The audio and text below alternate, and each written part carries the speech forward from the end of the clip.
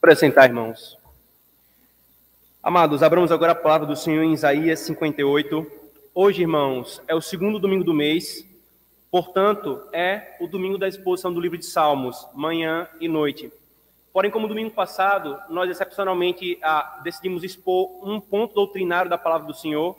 Então, nós começamos à noite uma exposição sobre a doutrina do dia do Senhor, a fim de relembrar a igreja e fortalecer a igreja na instrução da palavra do Senhor nesse ponto. Nós não conseguimos concluir a exposição, então nós vamos concluí-la hoje pela manhã. E à noite também, ao invés de caminharmos na exposição de Salmos, nós exporemos sobre a doutrina do governo civil. Nós vamos expor o Salmo 33, versículo 12. Agora pela manhã, então, irmãos, começando por esse texto, leiamos Isaías 58, versículo 13 e 14. Diz assim, irmãos, a palavra do Senhor: se desviares o pé de profanar o sábado e de cuidar dos teus próprios interesses no meu santo dia, se chamares ao Shabat deleitoso e santo dia do Senhor, digno de honra, e o honrares, não seguindo os teus caminhos, não pretendendo fazer a tua própria vontade, nem falando palavras vãs, então te deleitarás no Senhor. Eu te farei cavalgar sobre os altos da terra e te sustentarei com a herança de Jacó, teu pai, porque a boca do Senhor o disse. Amém. Oremos, irmãos, ao nosso Deus, pedindo a sua misericórdia. Senhor Deus, este é o teu culto, Senhor. A tua palavra, ela foi lida, a tua palavra, ela foi cantada. Nós oramos, Senhor, com base na tua palavra e a partir da tua palavra, e agora a tua palavra será exposta, Senhor. Nós ouviremos, Senhor, com os nossos ouvidos, mas nós pedimos, mais do que simplesmente ouvir com os ouvidos naturais, nós clamamos a ti para ouvirmos com os ouvidos espirituais, Senhor. Que teu Espírito abra os nossos olhos para entendermos as maravilhas da tua lei. Que teu Espírito opere em nosso coração naquilo que nós mesmos não podemos nos convencer, mas o teu Espírito é poderoso, Senhor. Ensina-nos a tua verdade, ensina-nos a tua palavra, para que, crendo corretamente pela obra do teu Espírito, também vivamos corretamente, Senhor, para a tua glória. Nós oramos em nome de Jesus. Amém.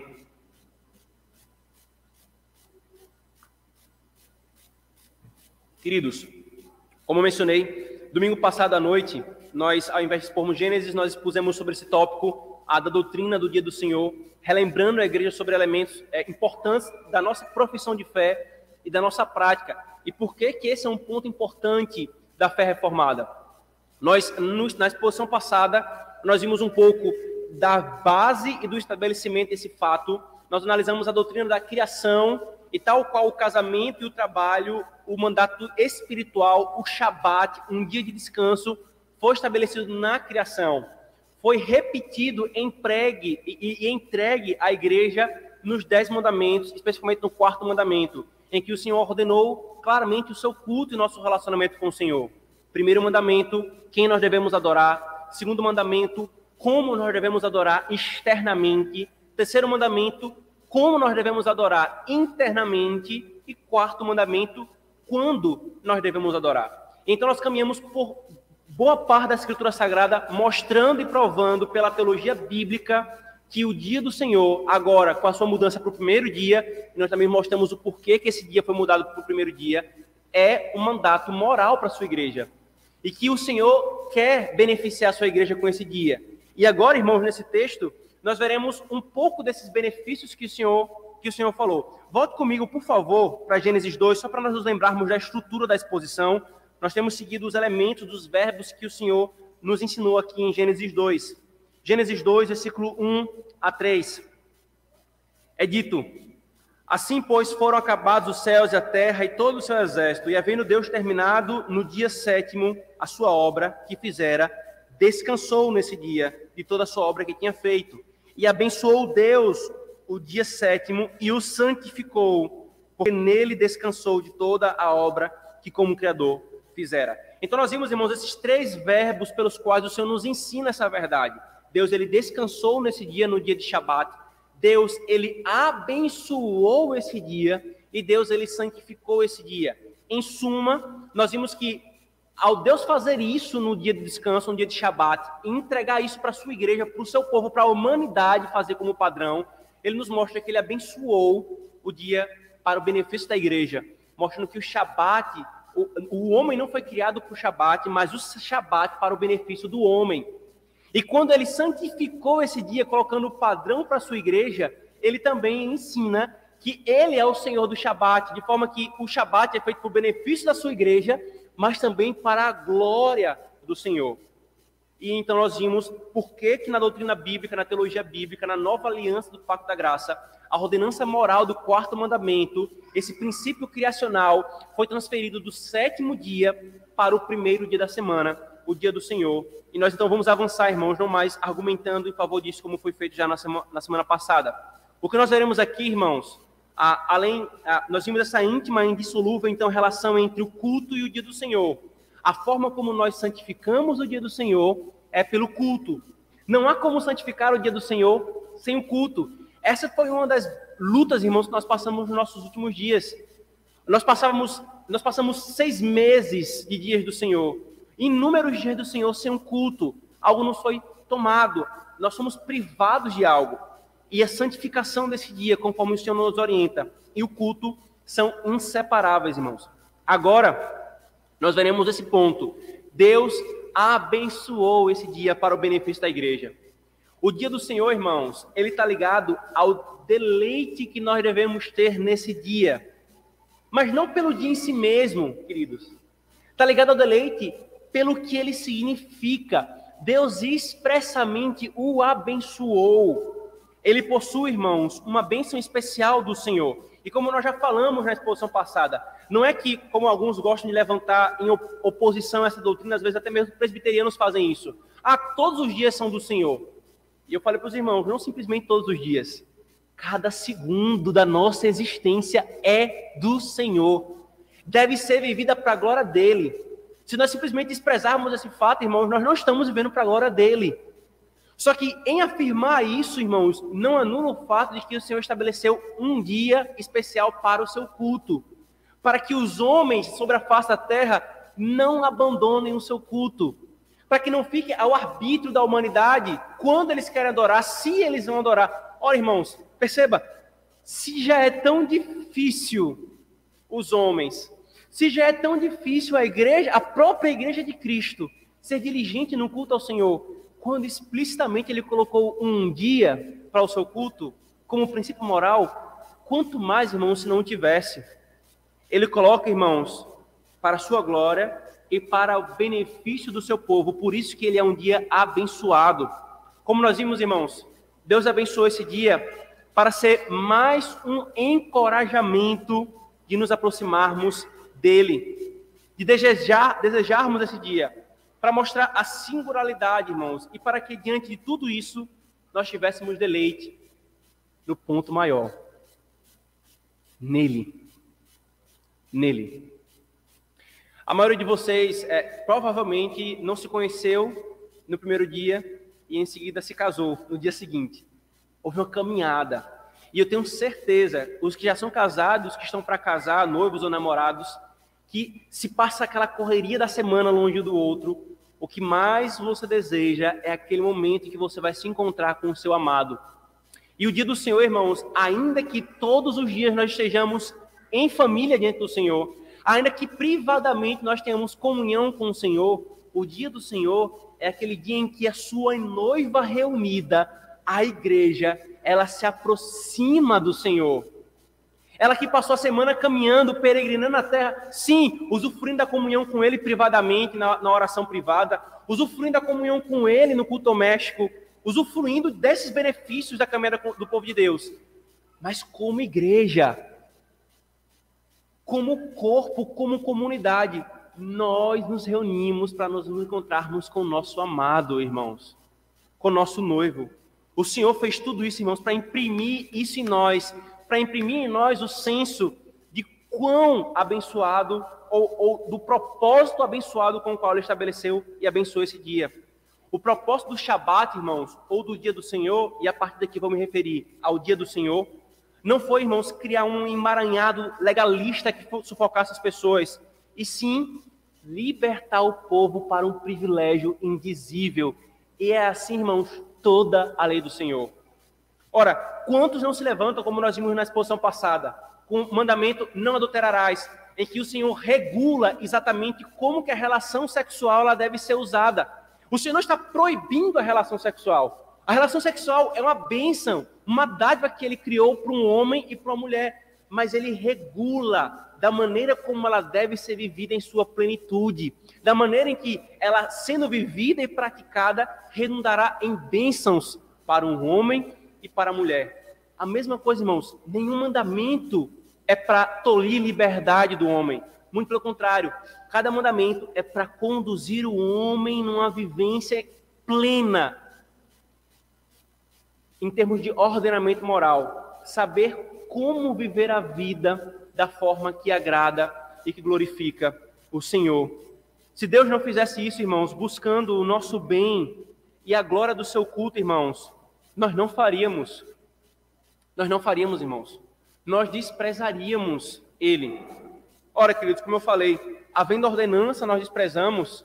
Havendo a clara ordenança, nós preferimos fazer muitas outras coisas nesse dia. Preferimos fazer coisas que nos impedem de cultuar o Senhor. Havendo clara ordenança, nós rapidamente relativizamos a lei do Senhor. Rapidamente nós justificamos coisas que são injustificáveis, queridos.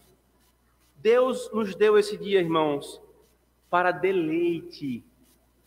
Essa é a palavra que, se você perceber aqui, se repete em Isaías 58 que nós lemos. Se vocês não profanarem, se vocês chamarem o dia do Senhor de deleitoso. Deleitoso. É assim que o Senhor quer que nós olhemos, irmãos, para o dia do Senhor. Para volvermos o nosso coração, não para formalismos, mas para envolver o nosso coração na comunhão com Ele. Para nós nos aproximarmos do dia do Senhor, do culto, realmente cantando. Alegrei-me quando me disseram, vamos ao culto do Senhor. Aproximar, irmãos, do dia do Senhor e do culto, na expectativa de receber um banquete do Senhor, nutrindo a nossa alma, confortando-nos em nossas angústias, repreendendo-nos em nossos pecados, instruindo-nos no caminho eterno que nós devemos andar. O banquete do Senhor está posto aqui, irmãos, pela palavra exposta, pelos sacramentos, pelo culto, pela palavra cantada. É para o benefício do seu povo, irmãos. É uma feira da alma, para termos toda a provisão necessária para seguirmos os demais dias. E o texto que nós lemos aqui, irmãos, ele fala exatamente isso. Isaías 58, irmãos, nesse texto, Isaías, o profeta expõe no sentido de denuncia o formalismo da igreja do Antigo Testamento no culto a ele. O povo estava cultuando, lembra do capítulo 1 que nós expusemos outro dia? O povo estava adorando a Deus, mas cheio de formalismos, uma adoração vazia, sem o coração envolvido, ao ponto de o Senhor falar, fechem as portas do culto de vocês. Eu não ouço a oração de vocês, porque ela é vazia. Vocês se aproximam de mim com os lábios e não com o coração. E é nesse contexto de denúncia do formalismo de Israel, de uma adoração vazia e sem um coração, que o Senhor fala sobre o Shabat, sobre o dia do Senhor. O antídoto para isso, irmãos, é nós termos diante de nós, sendo afetados pelo Espírito, nós temos diante de nós a glória do Deus de quem nós nos aproximamos no seu culto. Quanto maior, irmãos, for a visão do glorioso Deus que nós temos, mas nosso coração vai estar regulado para esse momento da forma certa. Quanto maior for a visão, irmãos, do glorioso Deus a quem nós cultuaremos, menos o nosso coração lidará com o culto como sendo uma coisa irrelevante. E esse é o ponto. Quando o Senhor, por meio de Isaías, coloca esse padrão de deleite para nós, é para que a cada dia da semana nós nos aproximemos cada vez mais do dia do Senhor com essa expectativa. É deleitoso. Uma das alegrias, irmãos, que Deus nos tem dado como igreja são as ocasiões de comunhão que nós temos. Quando nós saímos para alguma lagoa, nós saímos para algum outro município, tem uma piscina ali, churrasco, essa é uma alegria grande. Estamos ali felizes uns com os outros. É um deleite sem fim. E nós chegamos em casa depois desse dia suspirando em gratidão ao Senhor por aquele privilégio. Mas uma coisa mais deleitosa, irmãos, que nós temos toda semana, esse dia de encontro ao Senhor. Se desviares o pé de profanar o dia do Senhor e de cuidar dos teus próprios interesses no meu santo dia, se chamares ao dia do Senhor deleitoso e santo, este dia do Senhor, digno de honra, e o honrares não seguindo os teus caminhos, não pretendendo fazer a tua própria vontade, nem falando palavras vãs. Isso o Senhor acrescenta aqui. Então, te deleitarás no Senhor. Você conseguiu perceber a relação que o Senhor está fazendo aqui, irmãos? Novamente, irmãos, eu não vou gastar mais tempo argumentando contra a visão equivocada de alguns que insistem em querer dizer que a doutrina do dia do Senhor, o aspecto moral do dia do Senhor, era uma coisa da antiga aliança. As suas manifestações externas, sim. O seu uso para regular as festas judaicas, como a festa da colheita, a Páscoa, etc., sim, isso sim era da antiga aliança. Apesar de que muitos na igreja evangélica querem defender festa da colheita, querem defender Páscoa, mas são contra o Shabat. O Shabat, o primeiro dia da semana, o dia do Senhor, é um ordenamento moral. O que é que o Senhor está fazendo aqui, irmãos, no Isaías 58? Ele está mostrando para o povo que eles não deveriam se aproximar do dia do Senhor com formalismos, mas deleitando-se no fato desse dia, eles se deleitariam no ponto maior do dia. O Senhor, ele diz, se te deleitares nesse dia, então te deleitarás no Senhor. Versículo 14. Deleitar no Senhor, irmãos, é deleitar-se no seu culto. Deleitar-se no Senhor é ter prazer naquilo que é prazeroso para o Senhor. E deixa eu te falar uma coisa, crente, se você não percebeu isso ainda, o Senhor tem prazer quando a sua igreja o adora. O Senhor é grato ao Senhor. O Senhor diz nos Salmos, irmãos, como nós acabamos de ler na Santa Convocação hoje, como é bom aos justos, aos retos louvarem ao Senhor. Se isso é bom, irmãos, é moralmente bom. Se isso é moralmente bom, isso é agradável ao Senhor. O Senhor ama, irmãos, isso aqui. Ama isso aqui, irmãos. Ter deleite no dia do Senhor, ou melhor, ter deleite no Senhor e honrar e desejar e considerar o dia dele como santo e guardar o dia do Senhor, irmãos, e ser zeloso no estar no culto ao Senhor, estão intimamente ligados. Sigamos, irmãos, o que o Senhor ordena e teremos uma grande bênção, a bênção que ele nos dispensou sobre esse dia, o deleite nele. Eu já contei para a igreja em uma ocasião, há muitos anos, não tantos anos assim, quando eu descobri essa doutrina, já sendo presbítero regente, já tendo subscrito os padrões de fé Westminster, já professando ser reformado, eu e Nara descobrimos essa doutrina quando nós estávamos noivos, prestes a casar. E aí eu estava naquele ano dando aula, sendo presbítero, terminando a graduação de História, pagando 6 disciplinas, e o pessoal de História sabe que 6 disciplinas é muita coisa no curso de História, fazendo a monografia, preparando o casamento, estudando para a prova do seminário, e aquela loucura, era de domingo a domingo, e a gente chegava cansado, não mais se aguentava, eu e Nara, que também estava terminando o curso. Até que o Senhor nos ensinou essa doutrina do dia do Senhor. Nós falamos assim, amor, eu conversando com ela, vamos viver o que o Senhor está nos ensinando. Está faltando tempo, aparentemente está faltando tempo, aparentemente nós estamos quebrados, mas vamos ver o que o Senhor fala. Irmãos, foi a melhor coisa que nós fizemos naquele ano. Viver essa verdade, se dedicar ao culto a Ele, à oração, à leitura da palavra naquele dia, nos trouxe um renovo. E maravilhosamente, o rendimento aumentou na semana. O nosso deleite no Senhor nos trouxe um peso na alma muito menor. Nós estávamos agora leves e suaves, porque estávamos tendo deleite no culto ao Senhor e não desprezando a Ele. Há uma promessa aqui então, irmãos. Ele diz, veja por favor, eu te farei cavalgar sobre os altos da terra e te sustentarei com a herança de Jacó, teu pai, porque a boca do Senhor o disse. O que é que essa promessa significa, irmãos? Em primeiro lugar, irmãos, nós precisamos entender que nós não podemos descartar ameaças e promessas só porque está no Antigo Testamento. Essa não é a prática presbiteriana. Essa não é a interpretação correta da doutrina das Escrituras. Nós professamos que é palavra do Senhor, Antigo e Novo Testamento. E não é uma questão de, porque é antigo nós descartamos e porque é novo nós abraçamos. É uma questão de continuidade e descontinuidade. como nós interpretamos corretamente o Antigo Testamento à luz do Novo Testamento. E aqui, irmãos, está uma promessa diante de nós. Essa promessa, irmãos, ela não é feita nos termos da teologia da prosperidade. Não é isso, irmãos. O capítulo 58, ele faz parte, irmãos, de um grupo de capítulos em Isaías que começa com Isaías 53. Vocês lembram o que fala em Isaías 53? Isaías 53, irmãos, fala do servo sofredor. Isaías 53 é uma das profecias que se refere a Cristo. E de Isaías 53 em diante, o Senhor parte a trazer uma série de promessas do resultado dos benefícios da obra desse servo sofredor. Pela obra dele, os gentios seriam chamados. Pela obra dele, o seu reinado se expanderia. E ele começa a falar uma série de promessas e benefícios para a igreja. E aí vem o capítulo 58 de Isaías. Nessa estrutura de promessas, de frutos e consequências da obra do Cristo, do Senhor, ele apresenta o benefício de, então, sendo afetado por essa obra, aproximar-se do culto ao Senhor, não com formalismos, mas com deleite, e então receber o benefício dessa promessa, irmãos. O profeta, irmãos, está relacionando o dia do Senhor e a guarda dele na nova aliança com a igreja e o Senhor Jesus Cristo. O Senhor, irmãos, além do deleite nele, promete aqui provisão. Vou ler de novo para você, por favor, veja o versículo 14.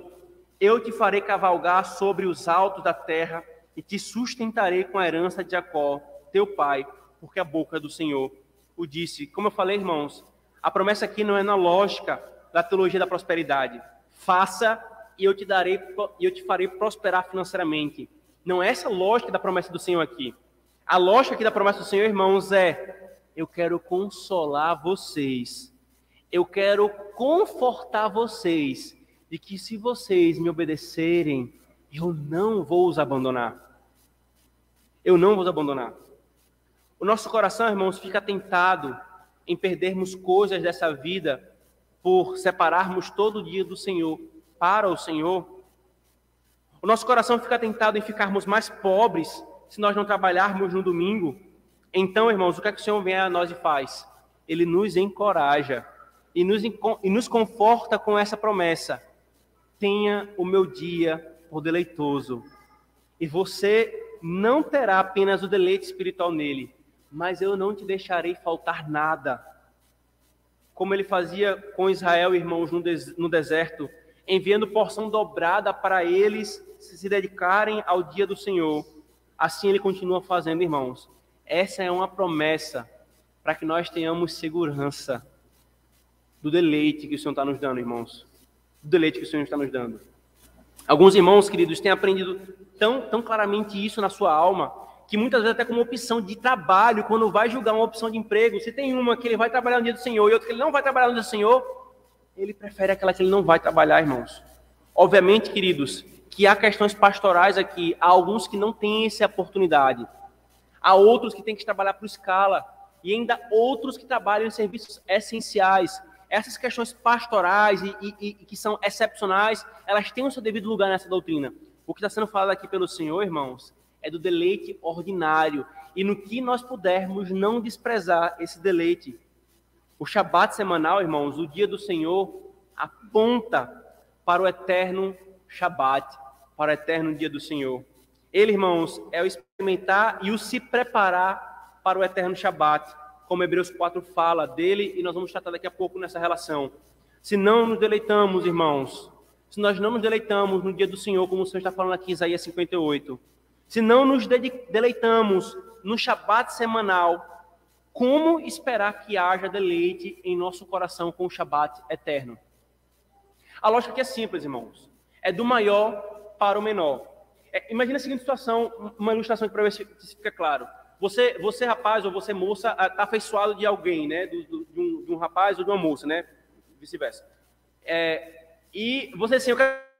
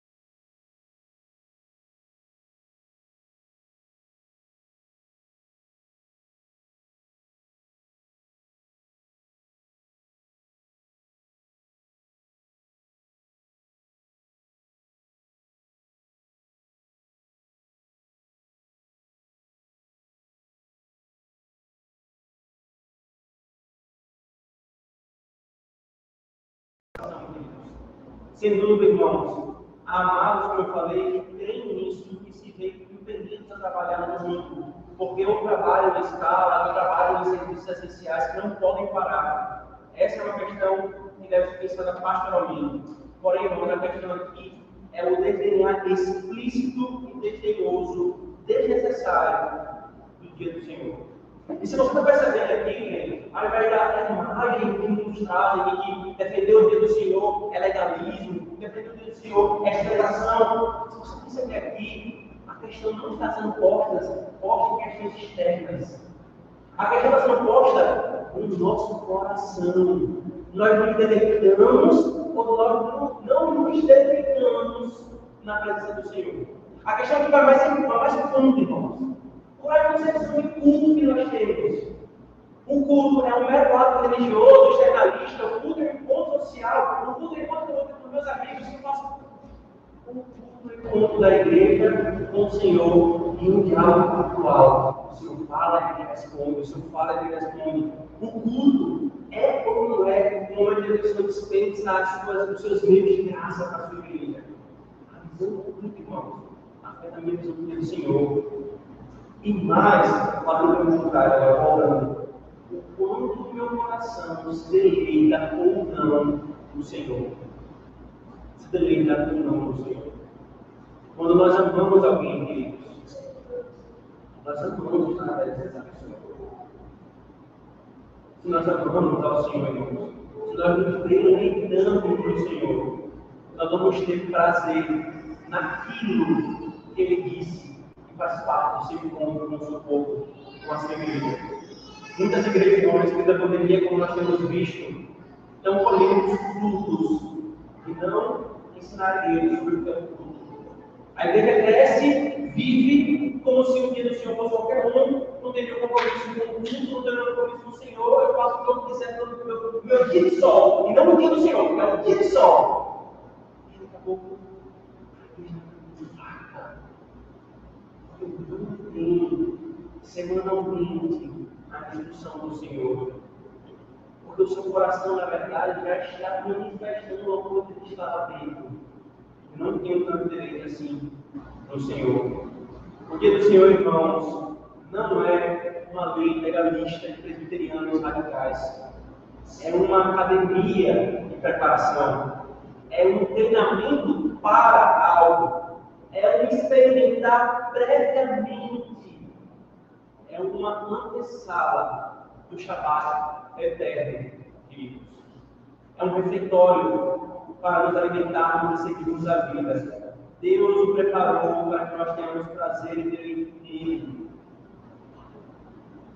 Nós nele e ele em nós, na sua igreja. Essa semana, irmãos, ela tem sido lá no principal. E aqui já veio algumas aplicações. Você tem se aproximado do dia do Senhor com deleite ou com fardo? Novamente, fazendo a mesma imagem do Salmo 122.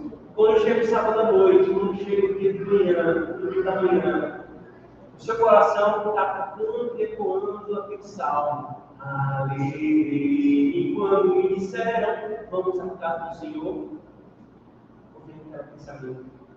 Vim de novo no corpo.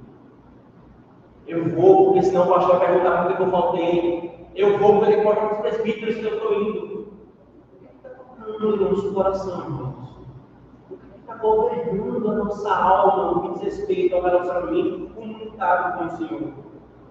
Você ouve a instrução sobre o dia do Senhor e o seu coração fica cheio de ressalvas e se fecha para ouvir o ensino da Escritura, julgando automaticamente que isso é radicalismo, isso é neopuritanismo, isso é desnecessário, isso é algo desprezível, ou você busca corrigir o seu coração de prática.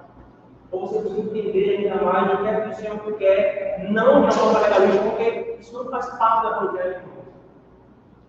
Cada instrução do Senhor para a sua igreja, sobre Cristo, sobre o Evangelho, é para nos ensinar como viver para a sua glória, não para alcançar a sua glória, não para sermos salvos, mas uma vez salvos, como esse povo vai viver. E esse é um ponto, irmãos, que o Senhor quer que nós aprendamos. Quem ama, quem está perto. E o mais perto que o Senhor está do seu povo, como comunidade, como povo, é no dia do Senhor, no seu culto. Pois se você o ama, busque o deleite desse dia, no seu culto, e então você experimentará maravilhas espirituais abundantes. Não venha com formalismos, não venha com esse dia com legalismos, venha com amor e deleite. Venha com o coração aberto e preparado para receber do Senhor a bênção que Ele prometeu. Não é o pastor que está falando. Veja o versículo 14 do finalzinho dele. Porque a boca do Senhor o disse. Não é o pastor que está te prometendo, crente. É o Senhor quem te prometeu. É o Senhor que prometeu. E com diferença, irmãos, para quem está no crente, o ser alimentado no dia do Senhor com o dia do Senhor, está em comunhão no dia do Senhor com o dia do Senhor com a igreja e com o Senhor. E não tem isso. Nossos filhos, irmãos, crescerão tendo o dia do Senhor como um marco na semana, como uma festa da família, um momento especial de alegria com a igreja, toda semana. É isso que nós vamos imprimir nos nossos filhos, irmãos. A nossa vida gira em torno desse fato. O Senhor é importante para nós, ao ponto de, com toda a nossa diligência, se dedicamos esse dia a isso aqui, ao culto ao Senhor. Mas uma terceira coisa, irmão, nessa doutrina é importante, que diz respeito ao nosso Senhor Jesus Cristo sobre a nova aliança. Isso é um ponto muito importante, porque comumente é usado de forma equivocada. Venha, por favor, para Marcos capítulo 2. Então, o que nós vamos até agora, irmãos, na exposição passada, foi as bases doutrinárias para isso. Depois nós vimos a mudança desse dia, a relação do culto e o dia do Senhor, que o Senhor estabeleceu entre essas duas coisas. Um está ligado ao outro, intimamente ligado. E agora, irmãos, vamos ver a relação do nosso Senhor com o nosso Deus com esse dia. Veja como Marcos 2, versículo 23, por favor.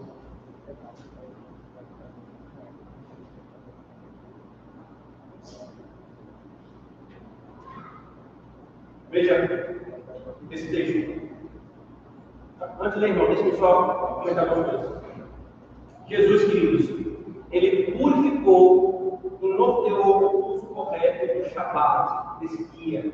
Ele cortou a raiz, pela raiz, o uso legalista que os judeus estavam fazendo. Curiosamente, irmãos, esses textos em que isso ocorre são exatamente os textos mal interpretados e usados por muitos para se oporem à ideia do dia do Senhor na nova aliança. Nós chegamos exatamente aqui, irmãos. Nós chegaremos em Mateus, na nossa exposição sequenciada de Mateus. Nós, próximo domingo, vamos terminar o Sermão da Montanha e nós vamos chegar em algumas situações dessa natureza.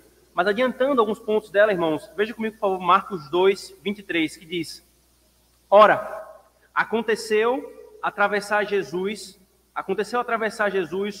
em um dia de sábado as searas, e os discípulos, ao passarem, colhiam espigas. Advertiram-no os fariseus: Vê, por que fazes o que não é lícito ao Shabat? Mas ele lhe respondeu: Nunca lestes o que fez Davi, quando se viu em necessidade e teve fome, ele e seus companheiros? Como entrou na casa de Deus no tempo do sumo sacerdote, Abiatar, e comeu os pães da propiciação, os quais não é lícito comer, senão aos sacerdotes, e deu também aos que estavam com ele. E acrescentou: o sábado, o Shabat, foi estabelecido por causa do homem, e não o homem por causa do Shabat, de sorte que o Filho do Homem é Senhor também do Shabat. Agora veja o capítulo 3, até o versículo 6. De novo, entrou Jesus na sinagoga e estava ali um homem que tinha ressequida uma das mãos. E estavam observando a Jesus para ver se o curaria em dia de Shabat, a fim de o acusarem. E disse Jesus ao homem da mão ressequida: Vem para o meio. Então lhe perguntou: É lícito nos Shabats fazer o bem ou fazer o mal? Salvar a vida ou tirá-la? Mas eles ficaram em silêncio, olhando-os ao redor. Indignado e conduído com a dureza do seu coração, disse ao homem: Estende a mão. Estendeu-a e a mão lhe foi restaurada. Retirando-se, os fariseus conspiravam logo com os herodianos contra ele, em como lhes tirariam a vida. Como eu disse, irmãos, comumente os não presbiterianos ou presbiterianos inconsistentes querem usar essas passagens do Evangelho em que Cristo entra em embate com os fariseus e com os judeus sobre o Shabat para argumentar que Cristo ele se opunha ao quarto mandamento, para dizer que aquele ponto não era moral e que Cristo estava abolindo e cancelando isso sob a nova aliança. Porém, irmãos, tais pessoas chegam a essa conclusão por pressuporem que Jesus estava combatendo o Shabat em si. Quando, irmãos, se vocês atentaram bem, em quase todos os embates envolviam interpretações morais quanto ao Antigo Testamento que os fariseus estavam distorcendo. Jesus, irmãos, não estava negando a moral, mas a distorção que os fariseus haviam feito daquilo que foi prescrito. Ele, irmãos, como legislador, Cristo é o legislador. E lembremos, irmãos, lei de Deus e lei de Cristo não são duas leis separadas, não. Cristo é o Deus encarnado. A lei de Deus é a lei de Cristo. Os 10 mandamentos é a lei moral do Senhor na antiga e na nova aliança, sob a qual todos os homens estão encerrados. Cristo, como legislador dessa lei, ele vem e apresenta-se como um intérprete dela. Ele mostra em o quê? Refutando as equivocadas interpretações, os acréscimos que esses homens fizeram, que desviaram aquelas questões do que elas deveriam ser. Esse deve ser pressuposto, irmãos. Lembrem, foi isso que nós vimos lá em Mateus capítulo 5, no Sermão da Montanha. Jesus começa o Sermão da Montanha dizendo: não pensem que eu vim abolir a lei e os profetas, não, eu vim cumprir. E todo o restante do Sermão da Montanha, no capítulo 5 e 6, é Jesus falando: vocês ouviram o que foi dito. Ele está apelando para a tradição oral dos fariseus.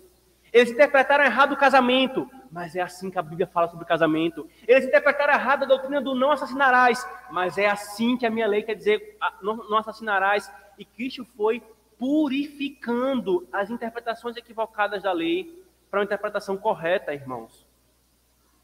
Voltando ao Evangelho de Marcos, esses embates, irmãos, de Cristo com os fariseus é seguido, veja só, vem comigo para o capítulo 7, em Marcos, depois de alguns embates sobre esse assunto, veja o que o Senhor Jesus Cristo fala em Marcos 7, 1 a 13. Marcos 7, 1 a 13. Ora, reuniram-se a Jesus os fariseus e alguns escribas vindos de Jerusalém. E vendo que alguns dos discípulos dele comiam com as mãos impuras, isto é, por lavar, pois os fariseus e todos os judeus, observando a tradição dos anciãos, não comem sem lavar cuidadosamente as mãos. Quando voltam da praça, não comem sem as aspergirem. E há muitas outras coisas que receberam para observar, como a lavagem de copos, jarros e vasos de metal e camas. Interpelando-nos os fariseus e os escribas: por que não anda os teus discípulos de conformidade com a tradição dos anciãos, mas comem com as mãos por lavar? Respondeu-lhes, né? Jesus respondeu a eles: bem profetizou Isaías a respeito de vós, hipócritas, como está escrito: este povo honra-me com os lábios, mas o seu coração está longe de mim. E em vão me adora, ensinando doutrinas que são preceitos de homens. Preste atenção. Ensinando doutrinas que são preceitos de homens, negligenciando o mandamento de Deus, guardais as tradições dos homens. E disse-lhes ainda mais: jeitosamente rejeitais os preceitos de Deus, para guardares as vossas próprias tradições. Agora pule comigo para o versículo 13. Vocês fazem isso invalidando a palavra de Deus pela vossa própria tradição, e vós mesmos transmitistes e fazeis muitas coisas semelhantes. O que é que o Senhor está falando para nós, irmãos? O Senhor está falando que e aqui é a chave hermenêutica da questão, dos embates. O Senhor está falando que ele veio estabelecer uma outra moral diferente da que o Senhor Deus entregou na antiga aliança. A moral é a mesma. O que muda, irmãos, é a lei cerimonial, a lei civil. Elas se cessaram. Elas tinham um papel momentâneo na revelação. Mas a lei moral não.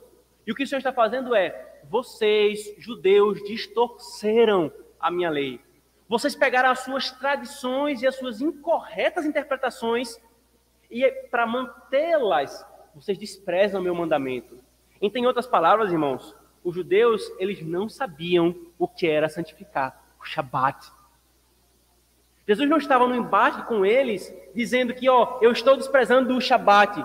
Jesus estava no embate com eles, dizendo assim: vocês não entenderam. Eu estou aqui purificando a visão correta.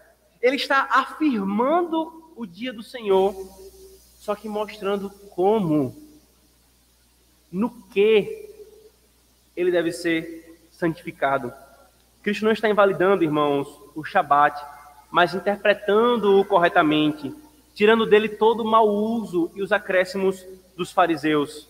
Por exemplo, quando Jesus ele cura um homem com a mão ressequida, ele está nos mostrando, irmãos, uma coisa que os judeus e os fariseus haviam perdidos pelo seu legalismo, que o dia do Senhor também é um dia para obras de misericórdia, para você servir ao próximo, visitar um orfanato, visitar um asilo, fazer algo pelo bem de outrem.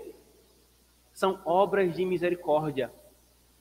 No Shabat, quando ele colhe as espigas para comer e usa o exemplo dos pães de apropriação que não poderiam ser dados a ninguém, senão aos sacerdotes, ele diz: o Senhor colocou essas coisas, mas não era para o mal do homem, não.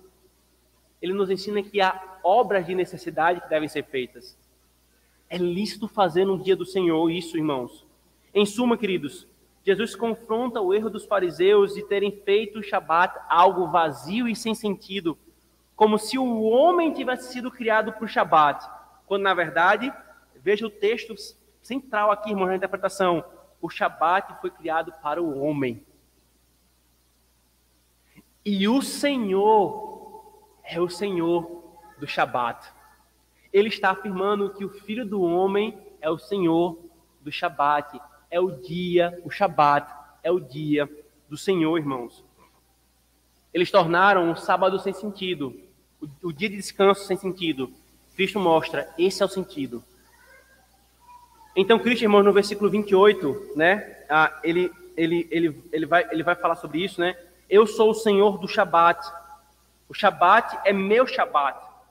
Eu sou o Senhor do Shabat, é o Shabat do Senhor. Eu é quem digo o que deve e o que não deve ser feito. Parem de adulterá-lo, parem de torná-lo sem sentido. Eu entreguei para o benefício do meu povo. Então, irmãos, percebam, não é a negação dele, mas a negação de uma visão incorreta sobre ele. É a purificação para que os homens se aproximem do Senhor, no dia do Senhor, da forma correta. E há muitos outros textos, irmãos, nas epístolas que também são usados da forma equivocada, interpretados mal, mas pela ocasião nós não vamos tratar agora pelo nosso tempo. Em uma outra ocasião nós vamos tratar desses textos de Colossenses, a texto de Romanos 14 e afins. Mas venha comigo, por favor, nessa teologia bíblica, para Hebreus 4, por favor. Hebreus 4, um último ponto acerca do Shabat. O Senhor, então, na nova aliança, ele purifica o Shabat, estabelecendo o dia do Senhor da forma correta, como ele deveria ter sido interpretado desde o princípio. Agora, irmãos, nós vamos entender uma coisa, o ponto mais alto desse dia que nós estamos vivendo. Para o que e para que o Senhor entregou esse dia para a sua igreja? Qual é a mensagem maior que ele quer que nós entendamos, irmãos? Veja, por favor, Hebreus 4.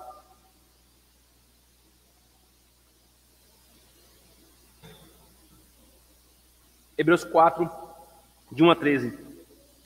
Temamos, portanto, que, sendo-nos deixada a promessa de entrar no descanso de Deus, suceda parecer que algum de vós tenha falhado, porque também a nós foram anunciadas as boas novas, como se deu com eles.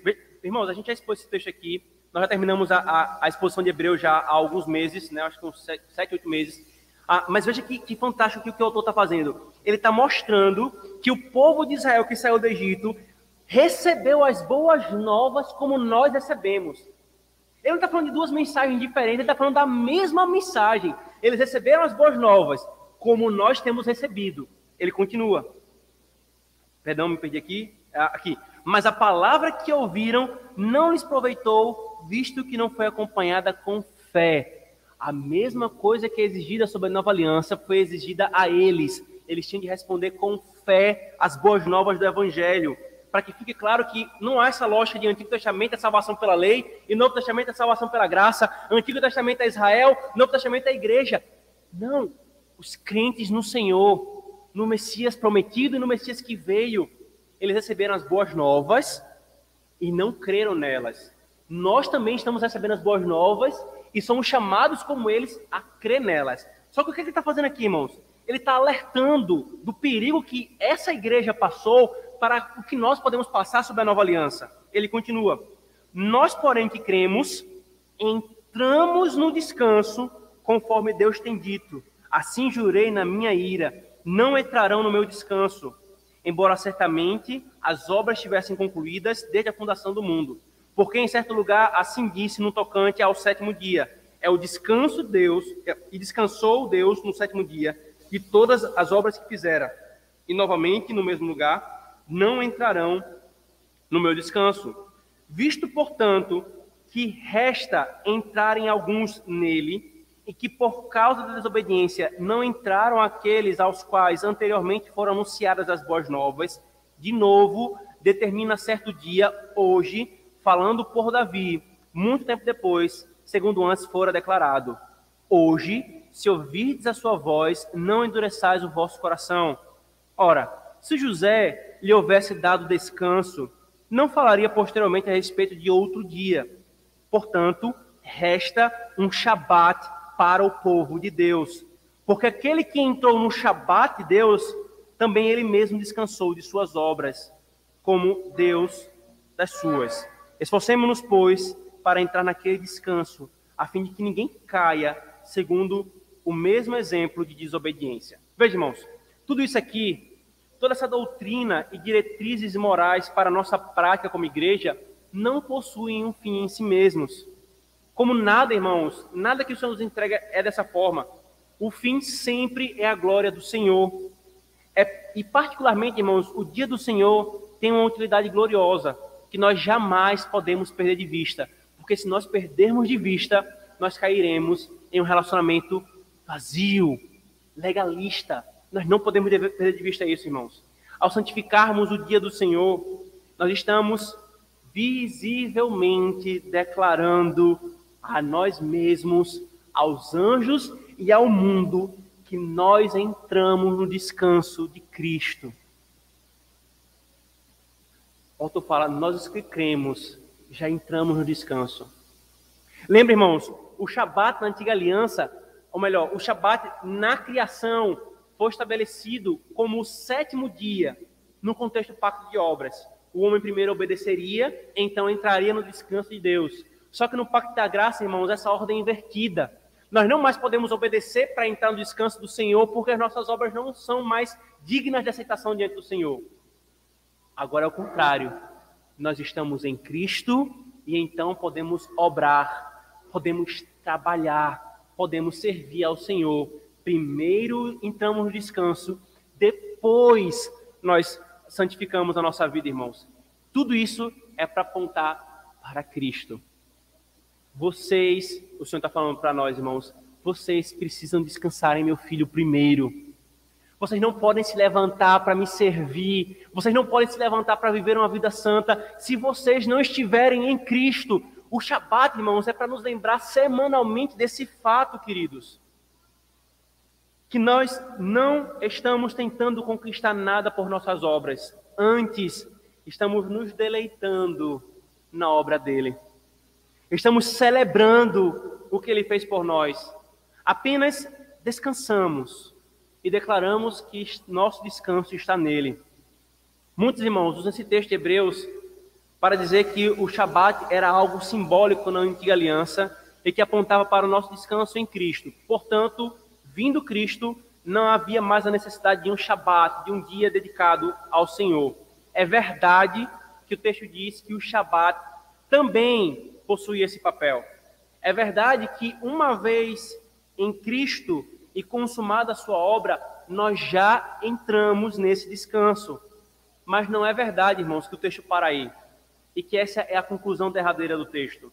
O autor, irmãos, aos Hebreus, mostra a cessação, por exemplo, das festas judaicas, a cessação do sacerdócio, a cessação dos costumes judaicos. E nisso, irmãos, ou insistir nisso, ou querer voltar às práticas dessa coisa, o autor dos Hebreus é claro, é apostasia. Lembremos que o contexto, irmão, da Epístola aos Hebreus era um contexto de cristãos, judeus que haviam se convertido ao cristianismo, a Cristo, e estavam sendo tentados a voltar ao judaísmo da antiga aliança, aos rudimentos. Ele diz: vocês estão loucos?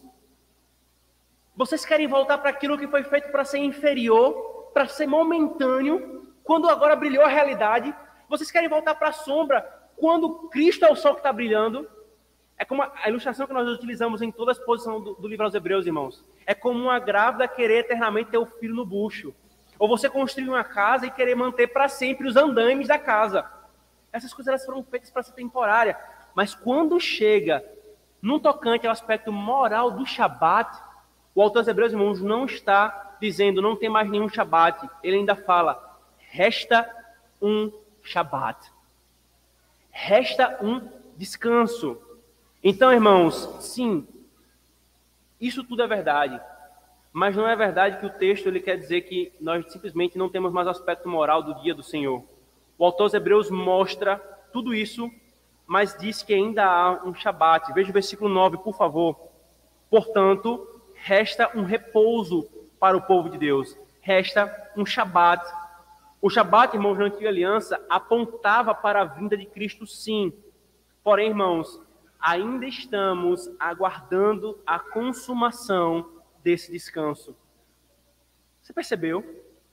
Aqui, irmãos, o dia do Senhor é uma imagem na nova aliança do que você já deve ter ouvido muitas outras vezes. O crente vive o já e o ainda não. Nós já estamos descansando em Cristo, mas nós ainda aguardamos o Shabat que resta para o povo de Deus, o eterno Shabat, quando nós estaremos eternamente em Cristo. Nós já somos filhos de Deus, como o autor João fala nessa primeira epístola, mas nós ainda não somos como deveríamos ser, porque Cristo não se manifestou, ele diz. Porém, irmãos, ainda aguardamos essa consumação. Estamos aguardando o eterno dia do Senhor. Entramos no Shabat, mas ainda resta um Shabat, o autor fala. Um dia do Senhor que não haverá uma segunda-feira. Os nossos Shabats semanais, irmãos, todos eles costumam ser assim. Começamos o dia do Senhor, cultuamos pela manhã, temos comunhão o restante do dia, cultuamos à noite. E no outro dia vem a segunda. Nós estamos aguardando o dia do Senhor, que não haverá uma segunda, irmãos. Portanto, a manutenção do dia do Senhor, do Shabat sob a nova aliança, nos lembra, anuncia esse descanso que nós já estamos usufruindo, bem como nos lembra do descanso que nós ainda esperamos chegar. Resta esse Shabat eterno, e o Shabat semanal aponta para esse fato, irmãos. Isso, queridos, não é incomum na nova aliança. Cristo veio, por exemplo, e os sacrifícios foram abolidos. Lembra disso? Cristo era o Cordeiro de Deus. Quando Cristo vem, os sacrifícios são abolidos. Nesse fato da consumação da sua obra, ele então entregou a ceia do Senhor, que anuncia a sua morte até que ele venha. Os sacrifícios apontavam para o Cristo que viria. Ele veio, consumou a sua obra. Então ele entregou a ceia do Senhor, que aponta para o sacrifício que ele fez. Da mesma forma, irmãos, o Shabat, o dia do Senhor, os Shabats na antiga aliança anunciavam o descanso em Cristo. Cada judeu na antiga aliança tinha de passar pelo dia do Shabat, lembrando-se, eu tenho que descansar no Senhor. O meu descanso. Deus não entregou o Shabat para que eles lidassem de uma forma legalista. Era para apontar para Cristo como tudo na antiga aliança. Para que eles entendessem, Cristo é o meu descanso. O Messias prometido é o meu descanso. Cristo veio. Ele descansou o último Shabat na antiga aliança, o 7º dia no sepulcro. Então, ao ressuscitar, ele estabelece o Shabat da nova aliança, para que assim como o da antiga aliança anunciava a sua primeira vinda, o da nova aliança anuncia o nosso descanso nele já presente e a sua segunda vinda, o dia eterno do Senhor. Cristo, irmãos, claramente fala isso, encerrando a nossa exposição. Venha comigo para Mateus capítulo 11, por favor.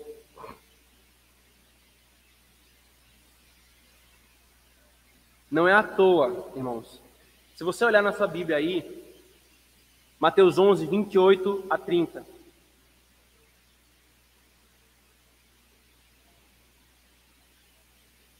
Mateus 11, 28 a 30. 30 é o último versículo do capítulo 11 de Mateus. Qual o capítulo que vem em seguida? O capítulo 12. Provavelmente na sua Bíblia tem assim: Jesus é o Senhor do Shabat. Não é sem querer que esse texto está aqui. Veja. Vinde a mim, todos os que estáis cansados e sobrecarregados, e eu vos aliviarei. Essa palavra grega para aliviarei é também vos darei descanso. Tomai sobre vós o meu jugo e aprendei de mim, porque sou manso e humilde de coração, e achareis descanso para a vossa alma, porque o meu jugo é suave e o meu fardo é leve. Vem Mateus 12, e sobre o que é falado? Sobre o dia de descanso. Cristo quer ensinar para a sua igreja, irmãos, que nós temos de descansar nele. Deus, irmãos, como Pai, coloca tudo que Ele pode para o seu povo, para os seus filhos aprenderem sobre o Evangelho. E semanalmente nós temos uma lição, irmãos. Semanalmente. O teu deleite no dia do Senhor aponta para a necessidade que nós temos de descansar em Cristo. É nele, irmãos, que nós temos descanso. O Shabat, como ordenança, nos lembra que Cristo tem prometido descanso. O Shabat aponta para o verdadeiro descanso, Cristo. Então, duas coisas aqui, crente. Primeiro, não despreze o dia do Senhor. Eu volto a dizer, há muitas questões pastorais e práticas aqui que elas são e têm sido tratadas em gabinetes, em visitas pastorais, e que realmente estão postas para nós pensarmos. Mas nós não estamos nos referindo em situações extraordinárias, em situações ordinárias. Não desprezemos o dia do Senhor, irmãos. O culto é para ser bem quisto pelo seu povo. Agora, a segunda coisa, você já descansou em Cristo? Você usufrui da realidade para o qual o dia do Senhor aponta?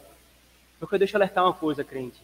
Você pode, depois dessas exposições, dessas doutrinas, vir vez após vez o conselho relembra a igreja sobre essas doutrinas, sobre o benefício de vivermos o que o Senhor fala em sua palavra, e você pode sair convicto do dia do Senhor, e você pode ser zeloso sobre o dia do Senhor, e você não falta um culto, você santifica o dia do Senhor, mas se você não descansou em Cristo, você está ecoando uma mentira no seu coração. Você já descansou em Cristo, a sua confiança e segurança repousa nele como o Senhor do Shabat, ou você lida com o Shabat como se ele não tivesse esse Senhor. Que cada dia do Senhor, irmãos, nós sejamos conduzidos a Cristo. A cada dia do Senhor que passa, a cada pregação, a cada usufruto dessa feira da alma, nós sejamos mais próximos do nosso Senhor Jesus Cristo, irmãos. Oremos. Senhor, obrigado por essa instrução na Tua palavra, Pai. Tão zeloso és Tu, tão cuidadoso como o Pai, que toma a nossa mão e nos mostra aquilo que o nosso coração por nós mesmos desprezaríamos, Senhor. O Senhor nos mostra a quem nós devemos adorar, como nós devemos adorar, e que o Senhor requer que nós tenhamos o Teu culto com grande importância em nossa vida como igreja, Senhor, e como crentes, ao ponto de deixar um dia dedicado para isso, Senhor. Fortalece no nosso coração, na fé desse ponto, Senhor. Faz-nos viver em santidade para Ti, Pai. Livra-nos do esforço legalista de fazermos por nossas próprias obras. Livra-nos de lidarmos com essas coisas, Senhor, de forma vazia, Senhor. Mas que antes, Pai, experimentemos o descanso que é em Cristo, para o qual tudo isso aponta. Que seja encontrado em nós, Senhor, a eternidade, o dia de Shabat eterno, antes mesmo de nós chegarmos no Shabat semanal, Senhor. Faz-nos descansar em Cristo, porque em Ti, ó Deus Filho, há descanso para a nossa alma, há um Shabat glorioso para a nossa alma. Nós oramos em nome de Jesus. Amém. Amém. Igreja,